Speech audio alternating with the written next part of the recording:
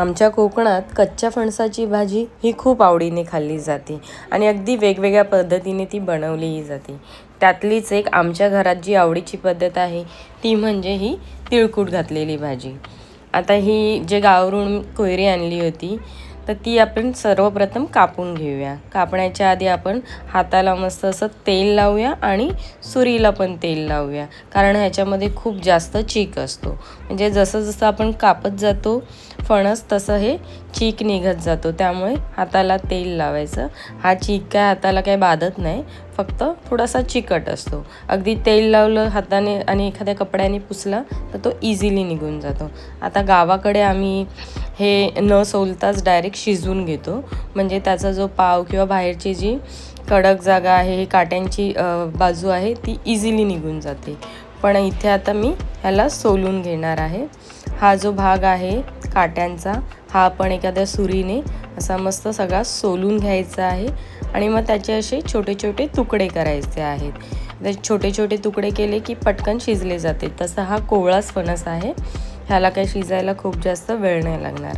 आता हे मी तुकडे करून ठेवलेत आणि मग त्याला आपण 1 ते 2 पाण्याने पुन्हा एकदा धुवून घेऊया, म्हणजे थोडंफार काय त्याच्यामध्ये माती भीती लागली असेल ती निघून जाईल.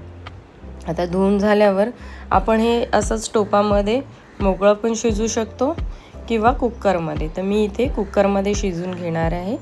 शिजताना याच्यात थोडंसं मीठ, हळद आणि फणस आहे म्हणजे हे तुकडे बुडतील एवढं पाणी घालायचे. पाणी खूप जास्त नाही घालायचे, कारण आपल्याला त्या पाण्याचा उपयोग पण नाही होणार आहे, ते फेकून देणार आहे. आता कुकरचं झाकण लावूया आणि 2 ते 3 शिट्ट्यांमध्ये ही भाजी अगदी मऊ शिजते. म्हणजे हे फणस आहे ना, तो अगदी मऊ शिजतो. बघा 2 शिट्ट्याच घेतल्यात मी, जास्त नाही. आणि हे चांगलं शिजलेलं आहे. अगदी बोटाने असं प्रेस केलं तरी इझिली दाबलं जाते.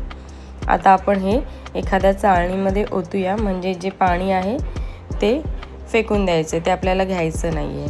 आणि हे थंड होईल पटकन.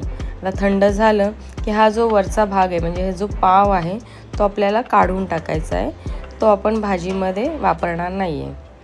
हा बघा, हा असा जो भाग आहे तो बोटानेही म्हणजे आपण हातानेही इझिली काढू शकतो शिजल्यानंतर.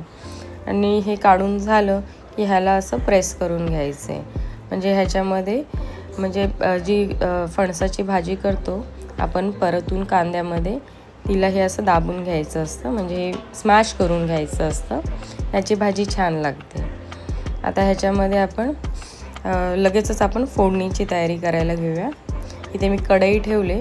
आता जी भाजी आपण स्मॅश करून ठेवलेली आहे त्याच्यात आपण 2 मोठे चमचे तिळकूट घालायचे आणि हे आधीच मिक्स करून ठेवायचे. आता गावाकडे ना हळद, मीठ, मसाले, तिळकूट हे सगळं याच्यातच घालतात आणि हाताने मस्त असं मिक्स करून घेतात. आता कढई तापली, त्याच्यामध्ये 2 मोठे चमचे तेल ओतूया. तेल तापलं की याच्यामध्ये आपण जिरे घालायचे आहे. जिरे आणि मस्त ताजा कढीपत्ता घालायचा आहे. हे दोन्ही असं तडतडलं की याच्यात पाव चमचा हिंग घालायचं आहे. हिंग घालून झालं की या भाजीमध्ये आपल्याला कांदा थोडा जास्त लागतो, म्हणून इथे मी मोठ्या आकाराचा कांदा बारीक चिरून घेतलेला आहे आणि 2 ते 3 हिरव्या मिरच्या घातलेल्या आहेत. आता ह्या मस्त आपल्याला परतून घ्यायच्या आहेत आणि याच्यामध्ये 8 ते 10 पाकळ्या ठेचलेला लसूण घालायचं आहे. लसूणने ह्याचा स्वाद छान येतो. मस्त असं परतून घ्यायचं आहे. चांगला कांदा नरम होईपर्यंत परतायचा आहे. मी आता याच्यामध्ये मीठ घालणार आहे, म्हणजे कांदा आपला पटकन शिजला जाईल आणि नरम होईल. चांगलं असं परतून घ्यायचं आहे. पाव चमचा हळद घालायची आहे आणि 1 चमचा इथे मसाला घालते मी, जो घरगुती मसाला आहे तो.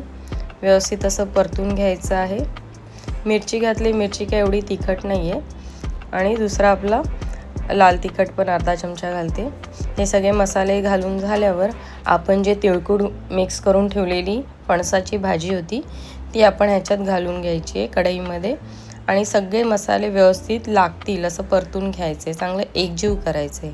आता ह्या भाजीला आपल्याला काही जास्त वेळ शिजवायची नाही आहे. हे जे मसाले व्यवस्थित लागले की याच्यामध्ये आपण 2 मिनटं फक्त वाफ काढणार आहे. तर चांगली परतून झाली की याच्यामध्ये आपण झाकण ठेवूया कढईवरती आणि 2 मिनटं छान अशी वाफ काढून घेऊया. 2 मिनटं झालेले आहेत. भाजी पण छान अशी शिजलेली आहे. मस्त अशी हिरवीगार वरून कोथिंबीर घाला आणि गरमागरम ही कच्च्या फणसाची भाजी जी आपण तिळकुळ घालून बनवली आहे ती सर्व करा. मस्त अशी तांदळाची कोणतीही भाकरी किंवा चपाती बरोबर ह्याला एन्जॉय करा.